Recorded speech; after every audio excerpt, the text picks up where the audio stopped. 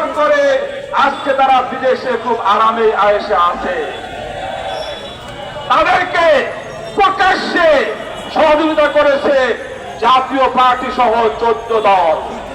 যেমনি ভাবে আওয়ামী লীগের রাজনীতিকে নিষিদ্ধ করা হয়েছে, তেমনি ভাবে জাতীয় পার্টি ও 14 দল এবং খুনি শেখ হাসিনার রেসপন্সারদের রাজনীতি নিষিদ্ধ করতে হবে। আগামী নির্বাচন হবে বেশিরভাগ মুক্ত নির্বাচন। আগামী নির্বাচন হবে আওয়ামী মুক্ত নির্বাচন। যদি কোন দল, যদি কোন সরকারের কোন ব্যক্তি আগামী নির্বাচনে ফ্যাসিবাদের কোন দোসরদের ব্যবস্থা করে যায়, পুনর্বাসন করে যায়, তাহলে তাদের বিরুদ্ধে আমাদের আন্দোলন সংগ্রাম চলবে। আমি এই কথা বলে সকলকে ধন্যবাদ জানিয়ে আমার বক্তব্য শেষ করছি।